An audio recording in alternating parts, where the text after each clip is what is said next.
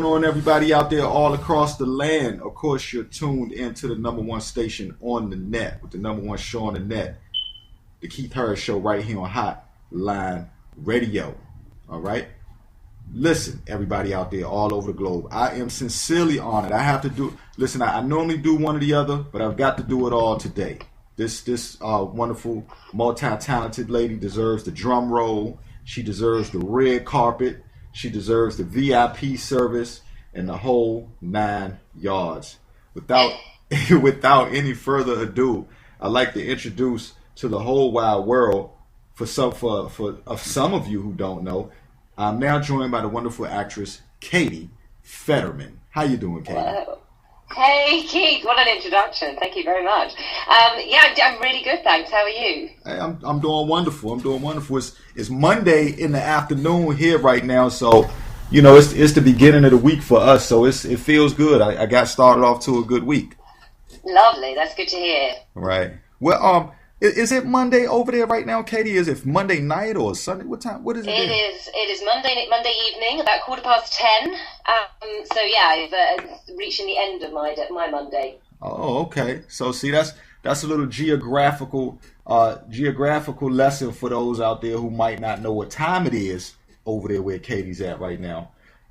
Because we got people in Japan, Romania, United States, everybody tuning in right now. So that's one thing I like to do, is just kind of put everybody on the same plateau, so that everybody's sharing something depending on where they're at in the globe. So that's nice. I like that. No doubt. All right, now look, so many different places we could start, Katy, but listen, you've been playing some astounding roles as an actress, and you're really deep. You're really deep in your roles, and you playing well. Before we get into that, though, let me ask you, where did your foot into the industry come from? Were you watching TV like a lot of young people, or just different people and saying, hey, this is what I want to do one day? Or how did it start for you?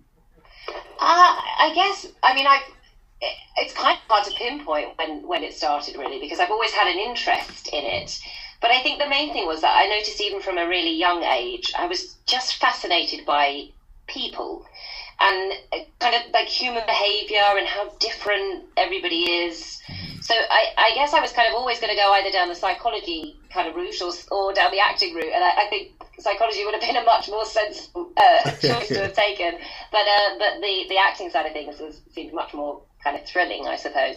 And yeah, I guess when I was sort of, it hit me more when I was in my early teens, and I was watching a lot of American dramas, actually, and things like Dawson's Creek, and kind of just people being ordinary people and living their lives, and I just was fascinated by things like, and I did watch them and think that's without doubt what I want to do. Right. I could, and you mentioning either the film industry or psychology, I can see that, though, because when you get into these roles that you play, as I watched your reel in a few things, it seems like it's almost like a psych challenge for you. You are really delving into the mind of these characters. There's acting, and then there's just totally switching yourself over into that character. Yeah, I couldn't agree more. And actually, that's what it is about for me.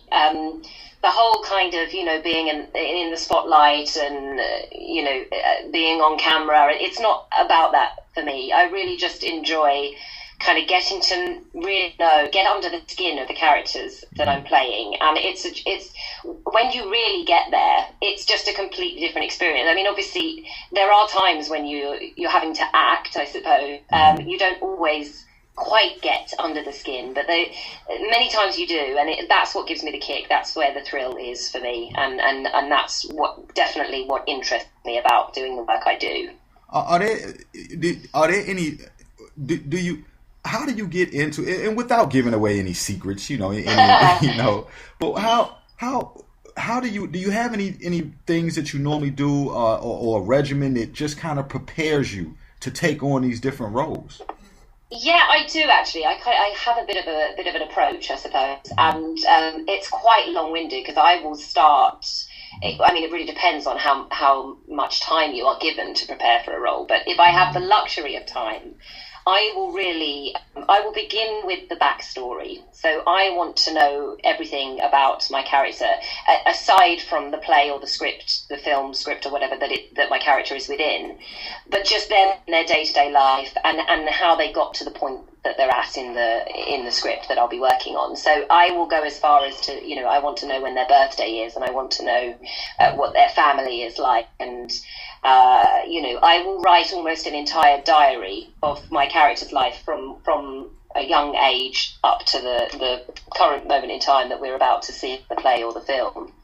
So yeah, it's quite a process. I mean, there's a lot more to it, but that's my starting point anyway. Right, and you know what? That's a lesson for a lot. For people and listeners out there.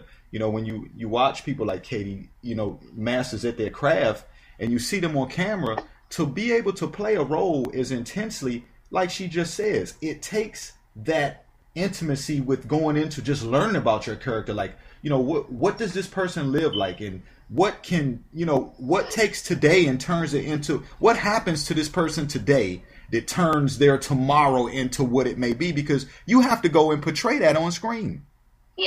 Yeah, absolutely. So you need to have a really full understanding, not of just what's about to happen and what you're about to show your audience, but in terms of what significant events have happened to them up to this point. What makes them tick, what makes them angry.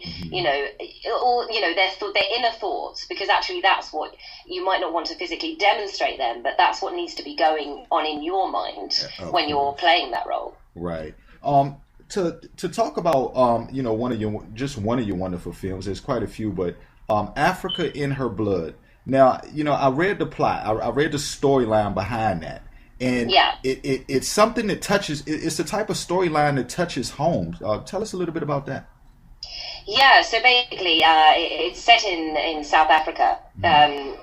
Well, as in the main story is set in South Africa. Obviously, the majority of the filming that we did was in Kent, which is a county just outside of London. And basically, it's a very harrowing story about a married couple that can't stay where they are in South Africa, right. And their lives are in danger, and their complete to their livelihood is, and their reputation and everything. So it is a very harrowing story, and it feels like a lifetime ago now, actually, that project. But it was a great one to be involved in, and we shot in some really beautiful locations. Oh, okay. You know what? That's good too, because I was going to ask, just even in the media and so many things. I mean, South Africa has been getting a lot of news. They have for a long time, but just some of the things that are going on, I'm gonna come right out and say it. Some of the atrocities, that I see going on over there now. So you guys, you didn't have to really worry about you all were safe from those type of areas and different things like that. Then I'm assuming.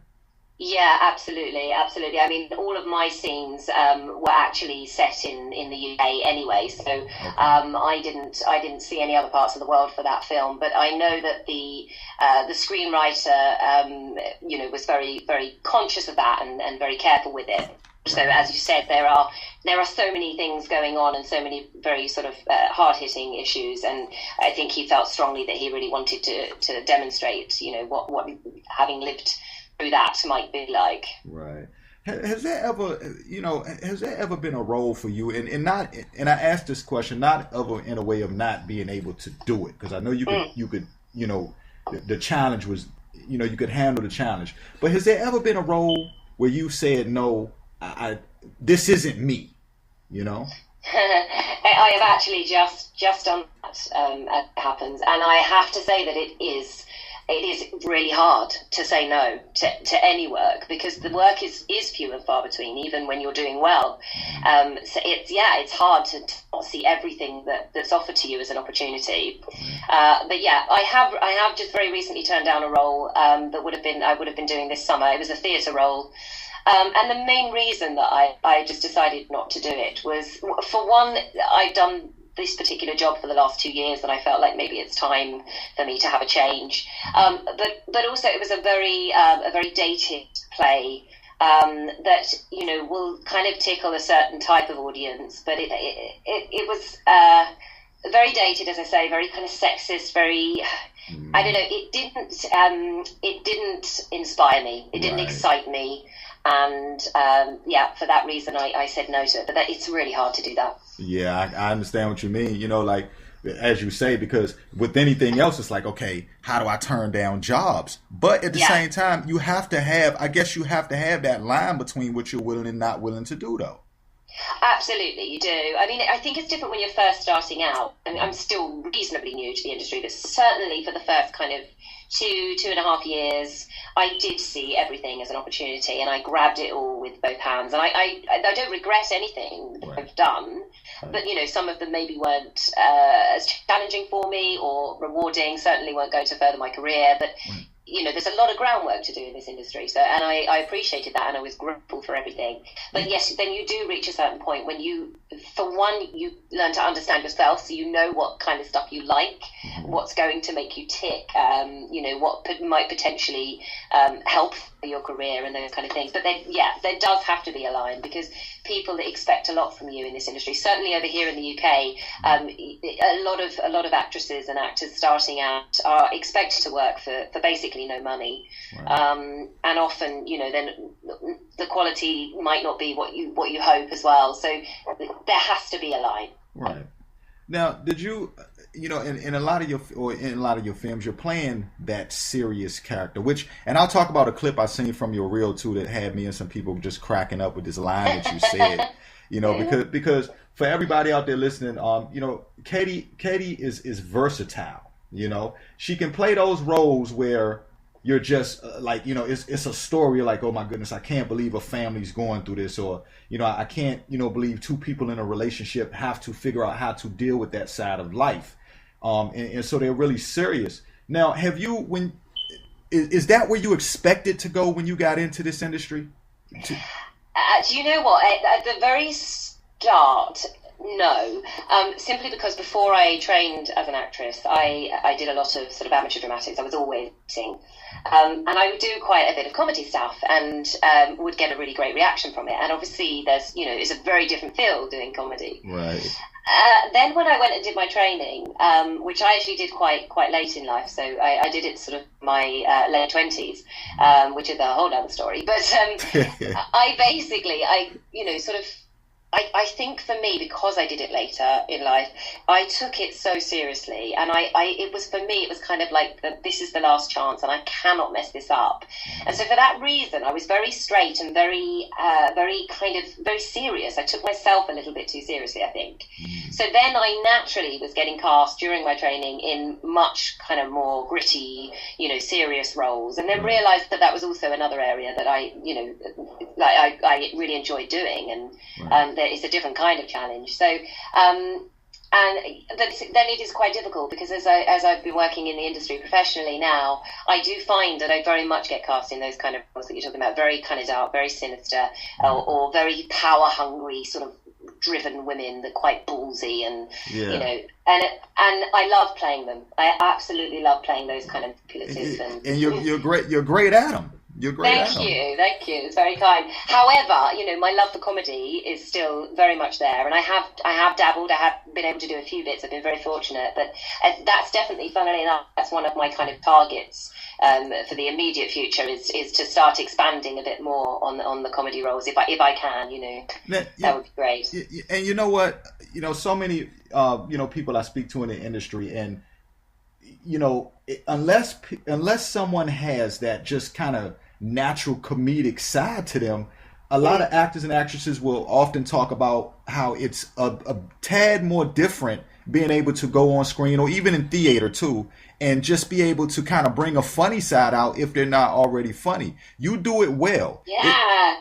Is it because you've got the funny bone already, or? I wish it was, Keith. I wish it was. No, funnily enough, I had a moment. I was a casting workshop last week, and I was taught. The casting director happened to be someone that casts a lot of comedy, and I was asking her how I kind of, get a bit more involved and how I get considered for comedy more.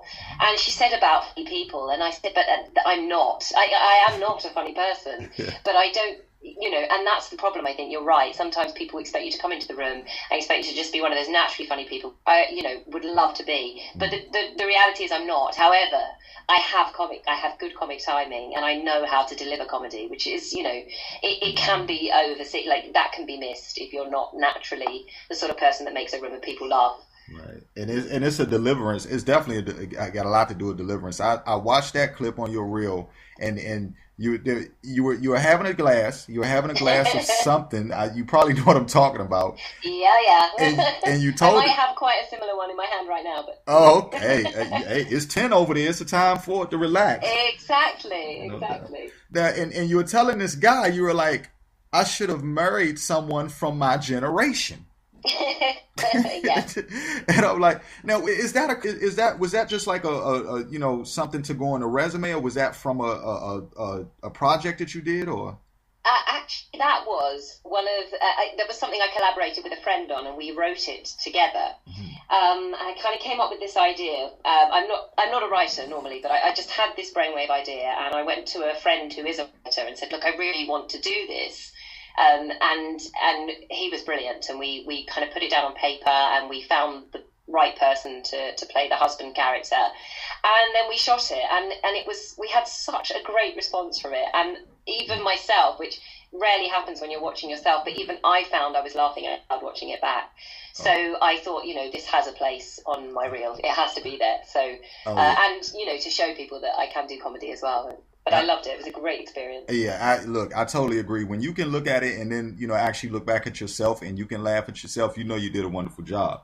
Yeah, it was just so much fun to do, and they're brilliant. The Daisy and Bernard characters, they're just brilliant characters. So I'm really proud of it actually, and I wish we could do more with it, but it's quite difficult really. It's too short a piece on its own to really have any life anywhere else, but I will always treasure it and maybe keep it on my reel for a while more. Yeah, you should. It's a good one. Now, talking a bit about and you know what we're the next thing we're going to talk about, we both share, I guess we both share a love for this. Before we talk about it though, The Devil Made Me Do It. Listen, I love certain titles. Certain titles are so catchy to me, and just now, was that a drama or it?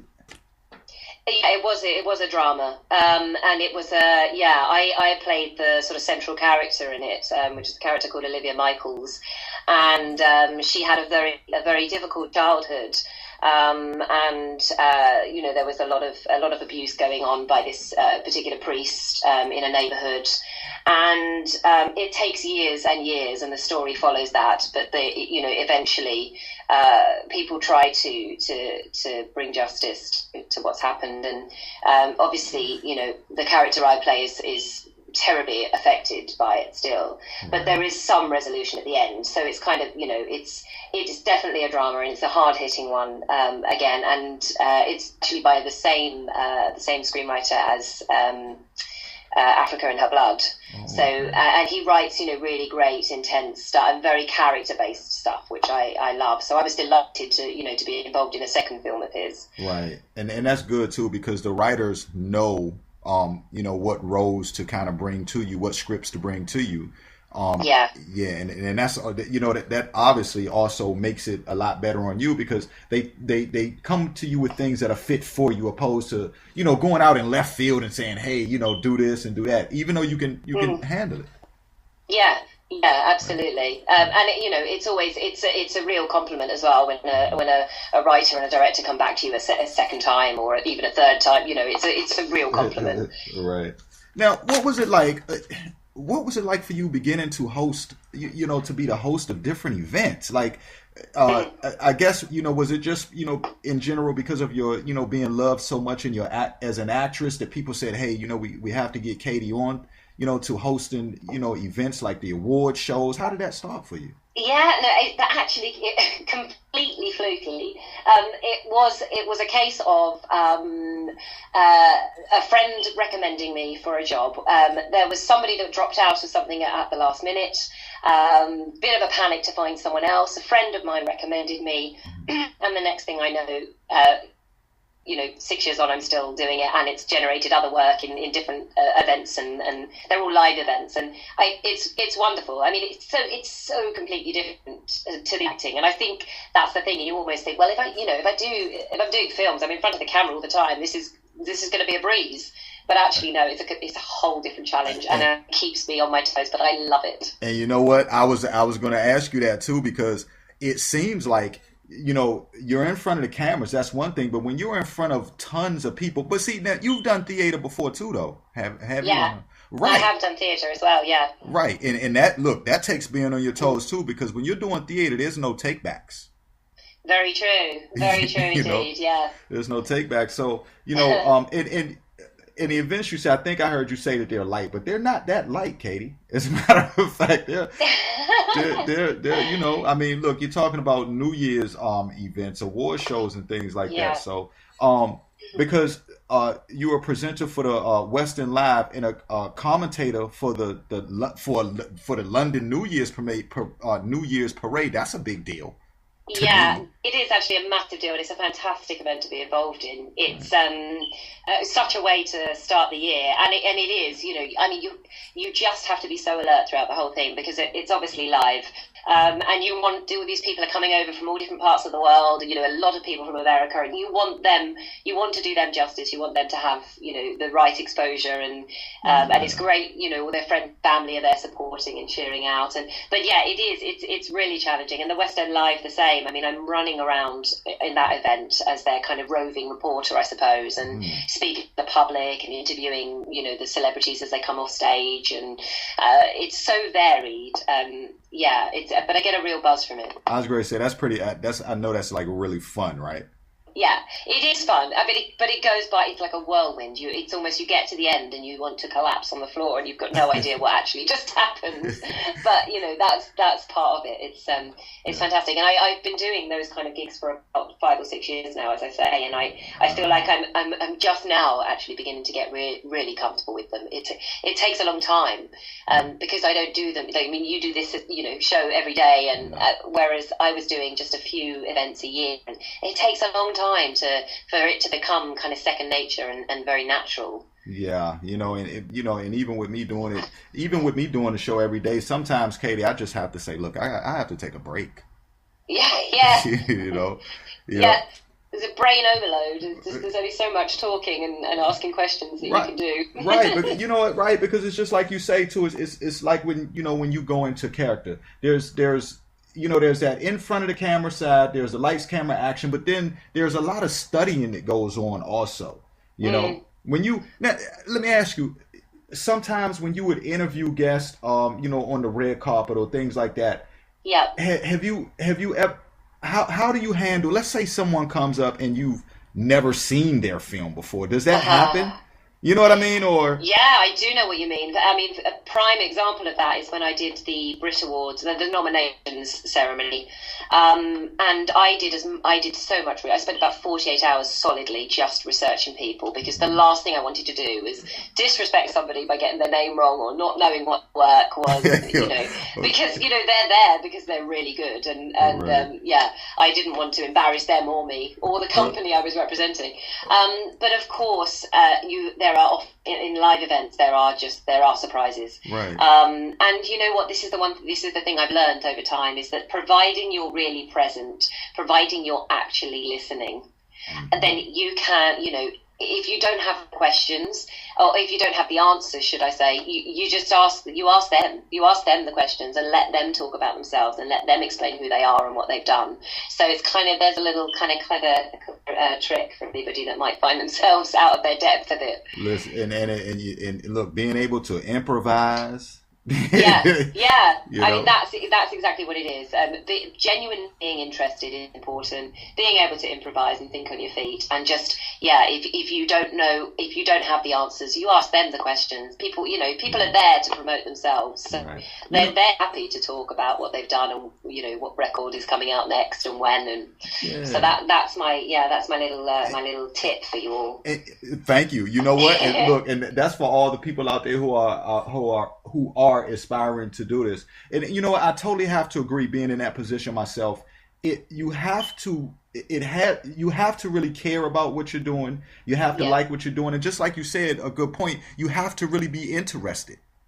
You know, Absolutely. I think, I've watched some stuff back that I've done over the years, the early years, and I've cringed a little because you can almost see me planning the next question ahead. So I learned that lesson pretty quickly. You have to be genuinely interested and you have to be genuinely listening. right. And yeah, that's all you have to do. And the thing is, all the events I do are so interesting and lovely. So it's not hard to do that, Right. Now, are there any film projects that you'll be working on in the future or now or? Well, I hope to be. I've actually just had a couple of scripts sent to me this week, or last week, should I say?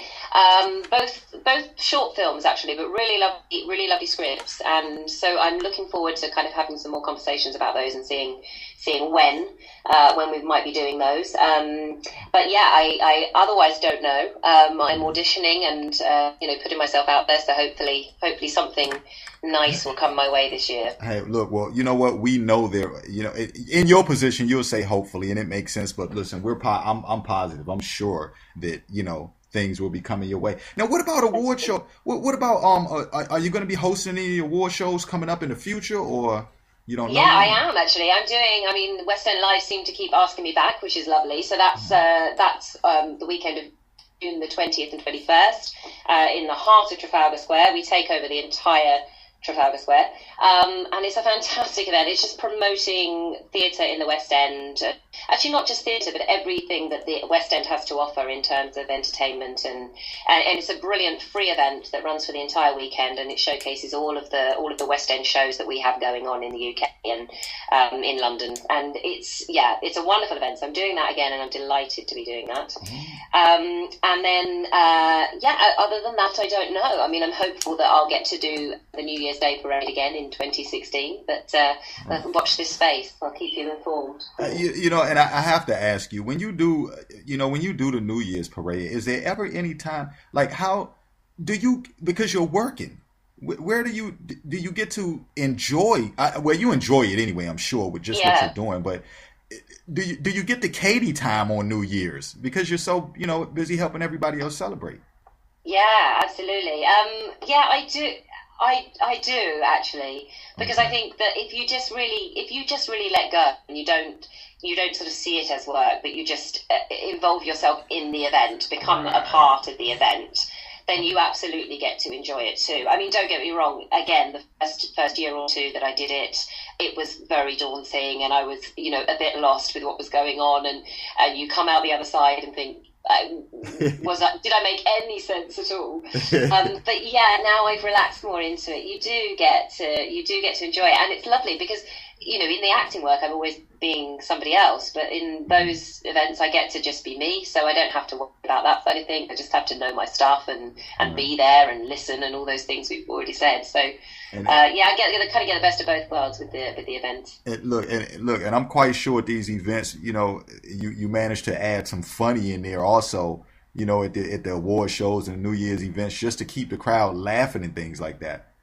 Absolutely, and that's the joy as well of live stuff, is that sometimes you don't have to try to be funny, because things happen. I've fallen over in the middle of live links before, or you might have things can go disastrously wrong in the parade. Someone drops their sticks or all sorts of things. So, and I used to get really embarrassed when things didn't run perfectly, but now I just really use those things. Let's laugh at them, because then they're not embarrassing. It's live. Things happen when stuff's live. So you can absolutely have fun with it. And this New Year's Day parade, I was co-presenting with somebody else, so there were two of us, and so to have to bounce off as well is a really lovely thing. You can definitely have fun with that. Just takes the pressure off that little bit as well. Oh yeah, that is always amazing when you can have somebody to just kind of go back and forth with, and you guys just feed off each other. Yeah, it's perfect actually. It's that's kind of the way. That's the best way to do it, in my opinion. Yeah. Now, and I have to ask this question: what role? Because you've played some great ones, but what if you could just write the story, or not write the story, but if you could pick that one role that you could just see yourself, like, when you're by yourself, you're like, this is who I want to be, or just that other personality, that you would like to bring to the camera, if you could play your choice of a role, or just maybe a role you've never even played before, what would it be? Would it be like the villain, or the divorced wife, or the psycho killer? What would you go with it? I absolutely 100% would always want to play the villain. But I like to play. I'd love to play, and I had some like small opportunities to do this before, but they've never been quite as long as I would have liked. But those kind of dangerous women where on the surface everything seems quite normal, but actually, there's a whole lot of other stuff going on, and they actually can be quite dangerous. So, like your Rosamund Pike in Gone Girl, those kind of characters where it takes a while for you to realise that actually this person's not as nice as they seem. Right. So it's those kind of manipulative villainy type characters. They're always the nasty ones are always much more fun to play. I always hear that. Like Yeah. everybody likes the villain, but you know what? The same goes for myself too. If I was in the role, that's what I would want to play. A lot of times, when I think about taking on, what some people have talked to me about roles, it's crazy because somebody always says to me, "Hey, you could play a great undercover cop," and I'm like, "Well, I don't want to be a."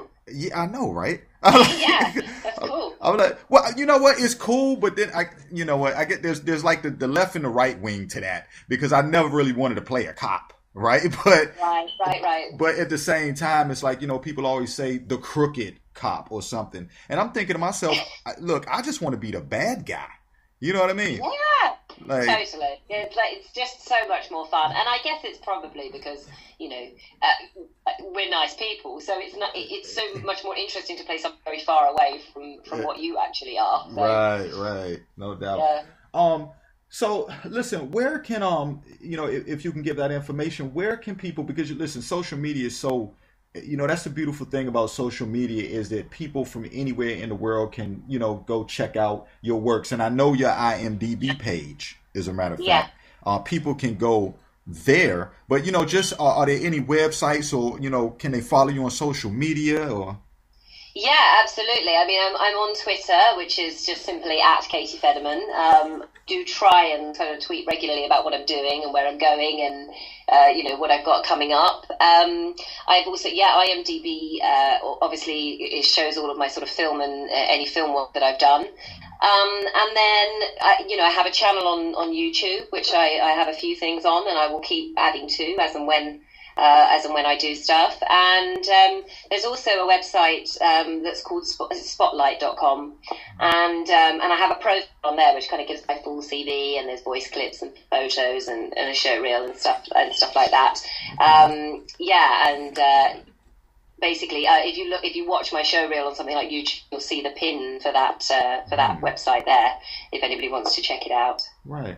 Now, and always, there's, we always want to give some good advice from, those out there who are, looking to make their way in the industry. Just what kind of advice or what piece of knowledge or, would you give to people that are trying to get where you at to reach your type of success? Yeah, I mean, there's quite a bit of advice I would give, but I think the main thing is one of the best bits of advice I've ever been given, which I think is brilliant, is basically it's not fair and don't be late. Oh. They are two of the most. But if you can accept the fact that the industry is most of the time quite unfair. Yeah. You're kind of going to be fine, because there's nothing worse than going down that kind of route where you start to get very bitter about the industry and maybe the lack of opportunities or the opportunities that other people seem to get, and you're feeling competitive when you're in an audition waiting room with all those other people that you're up against. If that's a negative, that's just a downward spiral in my opinion. So remember, it's not fair, and just this thing we were saying about have boundaries. Don't see everything as an opportunity, because there are people out there that sadly will try and take advantage of how hungry we are to do this. And so choose your projects carefully. And my other piece of advice would be, no matter how big or small the project, whatever the project is, just be the best that you can be as professional as you can be, and give the best performance. Don't, because you're doing a student film or something, don't dismiss it and think, well, I don't need to prepare so much and I'll just rock up on the day and kind of improvise. Take everything as seriously, because people notice that, and you'd be surprised how some of the smallest opportunities can come back and become something really amazing further down the line. People want to work with you again, and I think that's the main thing. People talk about you in a positive light. That's what you want. That is some excellent that's some excellent advice you just gave, as a matter of fact. I mean, just to kind of read back what you said, just respecting, listen, a lot of people want to live, a lot of people would like to be in the shoes of yourself or maybe myself, and that's why what we do, we always have to have respect for the situations that might not be as broad as what we're into, because listen, we all started somewhere, first of all. Yeah, exactly. Speaking about auditions, what was it like for you in your first audition? Did you have the sweaty hands? Did you go in knowing? Oh gosh, it was so painful. I don't even want to think about it. I was completely out of control. I had no control over my mind, my body, my voice, nothing. And actually, my first audition was a really decent opportunity. So I'm gutted it went that way, but equally, that's part of the learning process, isn't it? It's I had my knees went to jelly. My mouth was ridiculously dry, which is something I still suffer from now, actually, with nerves. And I was just speaking, 20 times faster than I normally do. So I don't think anyone could understand a word I was saying. The only, saving grace was the fact that the person auditioning me had actually seen me do quite a lot of things throughout my training. So I knew that she was aware that I'm a lot better than I was able to display at that audition. But there's been many auditions that I'd rather just not remember. But it's part and parcel of it at the end of the day. You learn from it. And that's a feeling that sometimes for a lot of us, that feeling never goes away. Again, I speak about myself. I do this all the time, and yet there are those moments where I'm just like, I need to shut up or slow down, or and I still have sometimes it's not even just about practice and experience, because I still have those moments now. It's just that it would be wrong if you weren't nervous at all, but equally it's just about learning how to handle your nerves, or how to use them in a positive way. I had a casting today, and I felt, and it wasn't a particularly big deal, but I felt incredibly nervous.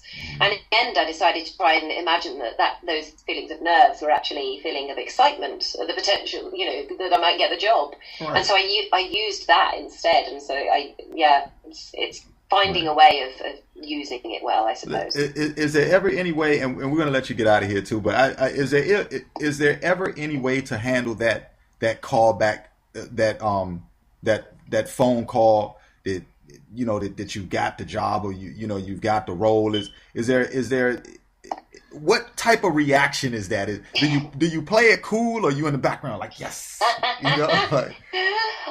I manage to play it cool while I'm taking the news, but I'm not kidding you. The moment I hang up the phone, I am jumping around the room like a lunatic, and ringing everybody I know and putting it out on Twitter and putting it out on Facebook, I think I just about managed to keep it cool on the phone.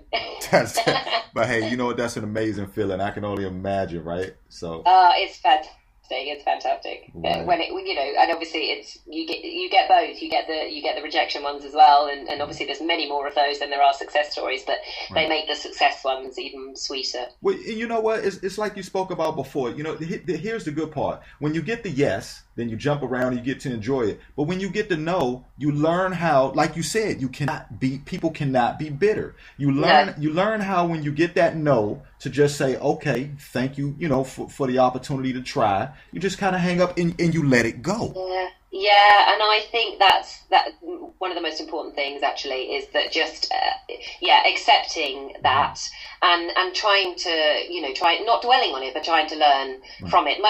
Most often now, I can see why I haven't got the job if I don't get it. Right. It's and I think you have to be realistic about that, and definitely not get bitter and see that I had grateful that actually that I was given the opportunity to show them what I can do. Right. And I might not be, and you realise that it's not always personal. It's very rarely personal. In fact, you're just not.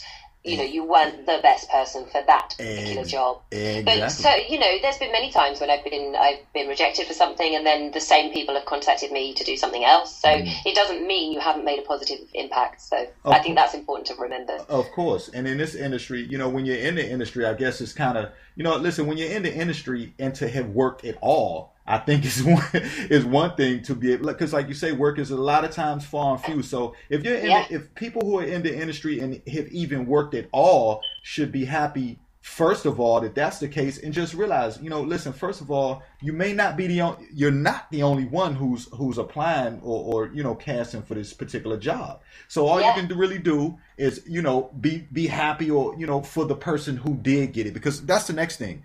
You want everybody. If everybody's happy for everybody and there's enough work to go around, then, bitterness is out the window, and that's the main key. Because like you said, it's never personal, so. No, it isn't. It isn't. And, there's so little work out there, really, that if for the number of us that want to do it, and we're not all working on top feature films and really high budget stuff, and it's a game of survival, actually. And if you can do what you love doing and make a living out of it, and enjoy other people's work along the way and encourage them too, I think that's essentially that's what makes me happy anyway. Absolutely. Well, you know what, and listen, we love the work that you have been doing. And thank you. And so congratulations, and not just congratulations on doing these projects, but congratulations on just the feel from the inside out that you bring to playing each of these roles, because you're playing roles that are really moving to people. And I know that there's sometimes be roles where, obviously, just kind of enjoying and making people laugh and things like that, and they might not have the same soulful meaning. And kudos to those as well. But, we really love, the roles that you've been playing that actually have the potential to change people's points of views, change people's lives, or even those films that sometimes people can watch and relate to their own story and be able to just feel better by the time the film is over.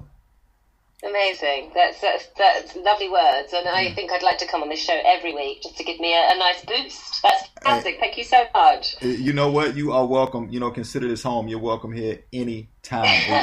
It's been a pleasure having you. Look, I also look forward to seeing. You know what? Listen, around the time you get ready to do some of your events and award shows or your New Year's event, listen, maybe 2016, maybe we'll drop the ball on the Keith Harris show too. Or something like that. That would be amazing. Yeah, that would be great. USA, and London, New Year's. That would be fantastic, wouldn't it? Absolutely, New Year's together. Listen, look, I'm gonna let you get back to your glass or what have you. Lovely. It's been an absolute pleasure, and thank you for saying you enjoy my work, and I'm really glad that you do, and I hope other people do as well. And I'll just keep doing what I do. And you know what? Because I sat back and took the time to actually you know how it is. I took time to sit back and watch some of these roles, and also because remember we were supposed to do the show a few weeks back. It may have been almost a month now where the time has passed. And so, I think it was about 3 weeks ago, maybe. Right. And so over the time, we have really been, myself and Lee have really been looking forward to you coming on the show, and it meant a lot to us. So listen, from the both of us, as a matter of fact, we thank you. And yes, we really do love your work, and expect us to be, taking in some of your movies at nighttime too, because we like to watch a good movie every night. So we'll be doing Lovely. That. All right. Listen, everybody out there listening all across the land, of course, in case you're just tuning in, which you should have already been here, we've been talking to the lovely actress, Katy. I want to call her actress and host, I'll say. Oh, yeah, you can do that. You can do that. Actress and host, Katy Federman. Make sure you go check her out. Listen, check out her IMDb page. That way you can find out the different films and projects that she's been in. Go pick out one of the movies. Make it your evening watch. It's Monday night. It's the beginning of the week, so it's a wonderful time to just kind of take in movies. I know not a lot of people are going out early in the week, so definitely sit down and watch one of these movies. Also, coming up, West End Live, June 20th and 21st, right, Katy? That's right. Right, and that's in London, right? It is. It's in Trafalgar Square, so you can't miss us, really. And yeah, it's in London. It's a fantastic weekend, and it's an entirely free event. So do come and join us. Exactly. So everybody out there in that area listening right now, or if you're going to be traveling, to London during that time, make sure you go out, enjoy yourself, and free.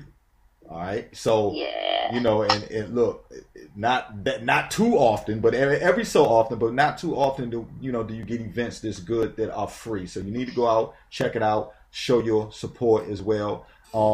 And also don't forget to go to spotlight.com and check out Katy Federman. Also, you can check her out on Twitter at Katy Federman and the YouTube page as well.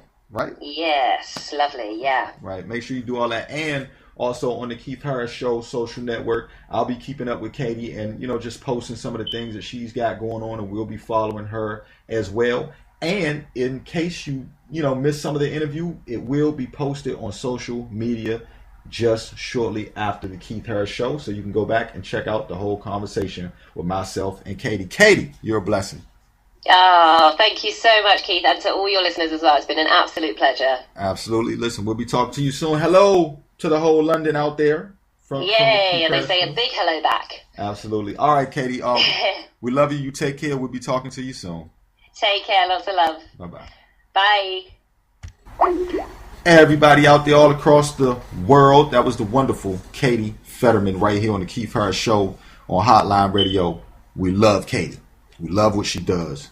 She's an astounding actress, a wonderful host, and it shows. Personality. Personality is really stellar, really classy, and down to earth. So, once again, we thank her for coming on the show. We're honored to have her. Be sure you show her your support and check her out. Also, check out the complete interview on the show, on the social media sites not long from now. Big applause for Katy Federman, all right? Big shouts out to the whole UK, London, and everybody out there. Don't touch that dial because we are not finished yet. You are tuned in to the Keith Harris Show. Of course, I'm your guy, Keith Harris, right here on HotlineRadio.net, the #1 station in the land. This is the Keith Harris Show. And